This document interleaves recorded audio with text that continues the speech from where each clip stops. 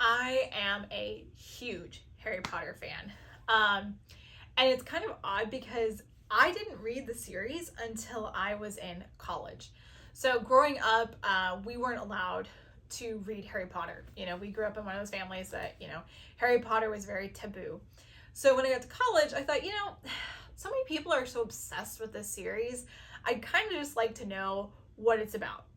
Even though it is written for children, I just kind of want to know, because when you get to college, you want to experiment, and I experimented with books. Okay, at least it wasn't drugs. Let's look at the bright side.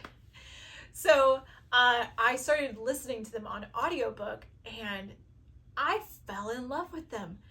The story, the world, I could not get enough of them, and I devoured them in probably, I think, like 2 weeks. I just listened to them nonstop because I was commuting to and from home, or to school and back home again. So I had like an hour commute, and I would just listen to them nonstop. And I just loved them so much. And yeah, it kind of became a part of my personality. I'm not gonna lie. My mom was not thrilled, but it's just something that, by the time I was an adult, she was like, well, it could be worse. So Harry Potters are definitely my favorite. There are very few things that I reread because obviously I have so many things to read and that I want to read that rereading always kind of seems like a waste of time for me. But the one exception are not the one exception. I also reread Jane Austen's, but that and Harry Potter. I love the Harry Potters, and every year I will put on the audiobooks and I will just listen to them. And they hit just as hard as they did the first time.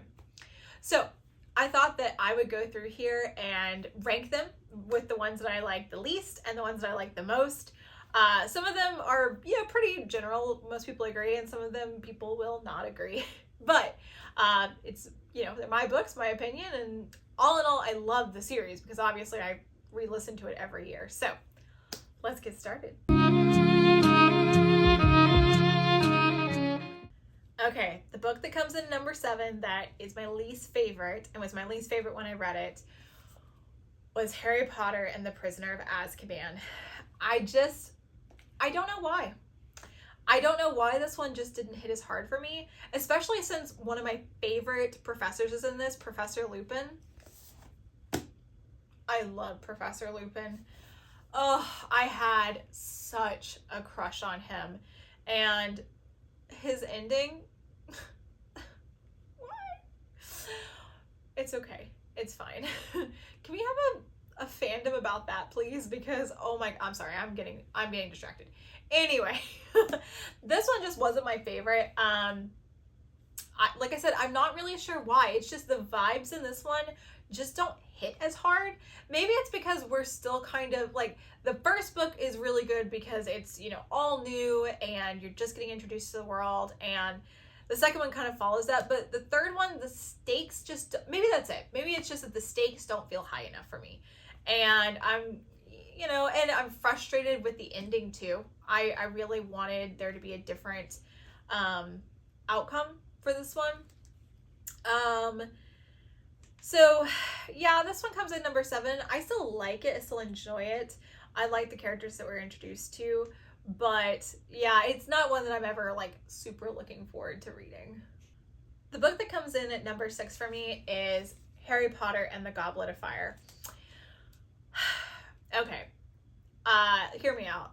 I don't love the games and trials in this. And there's a lot of confusing things in it, where he's not allowed to go to Hogsmeade because he didn't get a parent signature, but because his name was thrown into this magical goblet, now he has to do these trials. There's just no way.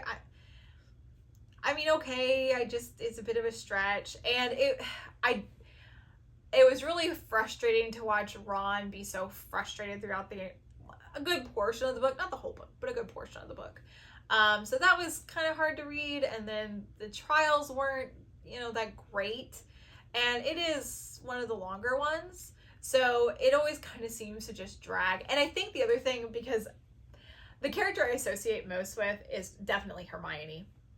So when he just blows off a lot of his trials, I'm like, ah, you know it's coming, which I do think the author, J.K. Rowling does a good job encapsulating what a teenage boy would do if he had a homework assignment. So Harry is very typical in that way.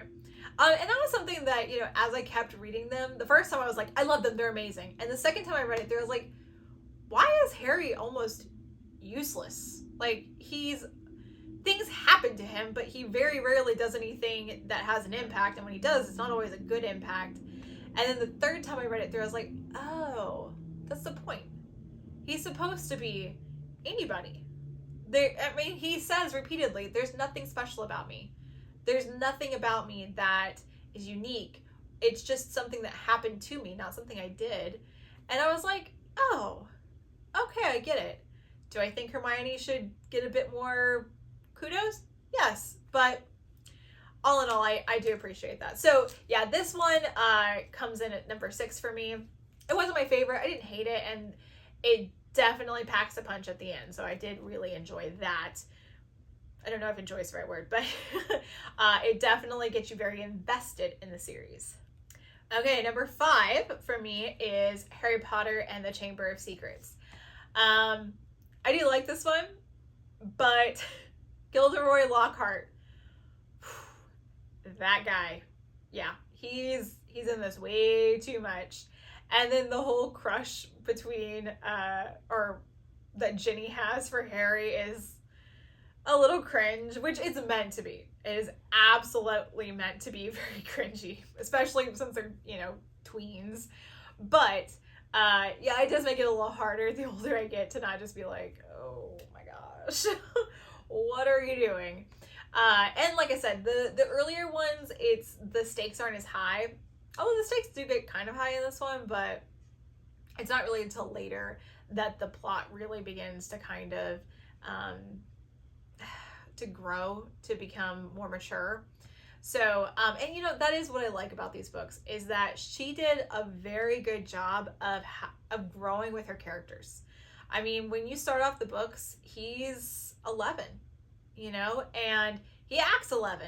And then by the end of the books, when he's getting into the 16 and 17 years old, he starts acting like that. And I was like, that's actually a really good representation of throughout each of the ages. So I do really like that. But yeah, this one's definitely a number 5. I didn't hate it, but I didn't love it either. Okay, this one's probably going to be one of the more controversial, but Harry Potter and the Deathly Hallows. This one comes in at number 4 for me. I'll tell you why. It was so stinking slow. Why does everything take forever in this book? And it's the ending, so I was so excited. I was ready for all the action and the battle scenes and everything that's going to take place. And boy, is that not what happens.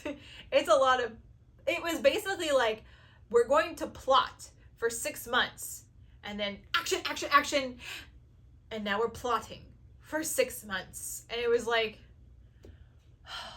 can we like reverse that? Can we just have a little bit of planning and a lot more action? Now I will say, when it gets to the end, oh yeah, it was good. I did like the ending. I liked the wrap up. But yeah, getting there was rough. It kind of felt like we were just trying to hit a page count on this one. So yeah, this one was a little harder for me to really like enjoy, which I think it's accurate to what something like that would look like. But yeah, I didn't really enjoy reading it as much. Okay, the next book comes in at number 3. So it's one of my favorites. It's just not, my favorite, which is Harry Potter and the Half-Blood Prince. This is where the plot is getting really good, and you're starting to find things out, and you're like, oh my god, this is what's happening. And the other thing I really start to love about the last, I think it's 4 books.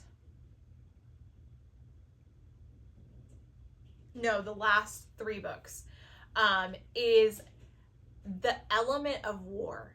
She did such a good job, especially since it's a children's book, of just hitting on the fear that, and the misinformation that is so prevalent during war, and the lengths that people will go to either avoid it or to cover something up. So I found that very impressive, and I really enjoyed it. And I really like everything that happens in this. Once again, it's hard to say like, because if you know, you know. But it is such a good book, and it was one that was difficult to put down because you get a lot of the backstory in this one, and it's very hard to just not devour it. So yeah, I really enjoyed this one. This one comes in at number 3. Okay, and at number 2 is Harry Potter and the Order of the Phoenix. I think this is going to be another unpopular opinion because this one has Dolores Umbridge, the character we all love to hate. And I do hate her. I absolutely do. But I also love the brilliancy of her character, because I like the scene, especially in the movie, where, because I don't think it's actually explicitly said in the book. I'd have to go, I mean, I listen to it all the time, but it's been a minute. Where Harry is talking to his uncle, and he's like, do you think that she's a Death Eater? And his uncle points out that, you know, the world isn't divided into good people and Death Eaters. So is she a good character? No. But does that make her a part of the evil side? No. Evil has different faces. It has different characters. It has different motives. And so I really appreciated the way she handled that. It wasn't that he was fighting Lord Voldemort. Now he's just fighting the machine, if you will. And seeing how, and I think the other reason I really like her is because she is one of the best examples, if you're a D&D fan, you'll get this, of lawful evil. I don't feel like there are a lot of great examples of that that I've read. I'm sure there are, but in the books I've read of lawful evil, because you get a lot of chaotic evil, you get a lot of, neutral evil, characters that will do whatever they need to kind of pay off, but you don't get a lot of characters that are like, I will follow the letter of the law and I will use it to hurt people. And so I really appreciate, I like how I'm just talking about the villain in this. But no, I also really love the fact that they developed the Order of the Phoenix. That was super fun. I think what puts this one at number 2 though are the Weasley twins. I love the Weasley twins. They're the best part of this entire series. Every time they show up, I'm dying. And I've read this so many times, and yet every time those two are together, I'm like, I love it. So yeah, the Weasley twins and the type of villain that's in this really made this book for me. And then at number 1, you probably guessed it, there's the only one left, Harry Potter and the Sorcerer's Stone. This will always have a special place in my heart. The stakes aren't super high, and yet I just absolutely love it.